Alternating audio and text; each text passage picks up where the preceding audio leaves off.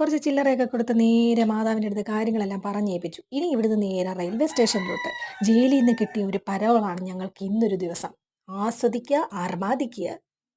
കട്ടപ്പുറത്തിരുന്ന് ഞങ്ങളെല്ലാവരും ഇവിടെ പൊട്ടിയിട്ട് ഇറങ്ങിയിട്ടുണ്ട് കേട്ടോ. ഇനി കണ്ടില്ല കേട്ടില്ല എന്നൊന്നും ആരും പറഞ്ഞേക്കരുത്. എൻ്റെ വീട്ടിലെ കോഴിക്കാണ് വൈകുന്നേരം 5 മണിയായാൽ ഈ കൂവിൽ നിർത്തുന്ന ലക്ഷണം കാണുന്നില്ല. അപ്പൊ എൻ്റെ സബ്സ്ക്രൈബറിനെ കണ്ട സന്തോഷവും ആർമാദവുമാണ് ദേ ഈ കാണുന്നത്. ചുമ്മാതാട്ടോ. ഇത് ഞങ്ങളുടെ വീടിൻ്റെ അടുത്തുള്ള ഒരു കുട്ടിയാണ്. കുട്ടിയുടെ പേര് ആർദ്ര.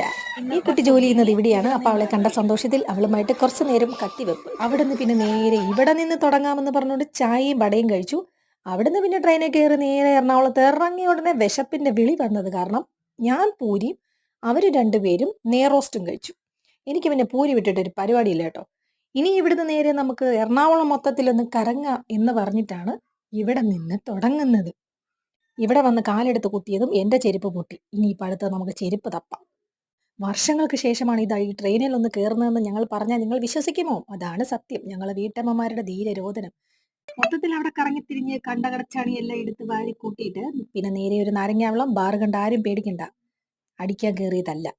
അവിടുന്ന് പിന്നെ ഉച്ചക്കത്തെ ബിരിയാണിയും കഴിച്ചിട്ട് പറയ ഡ്രൈവ് വഴി കറങ്ങിത്തിരിഞ്ഞ് വീട്ടിലോട്ട് വീണ്ടും അടുക്കളയിൽ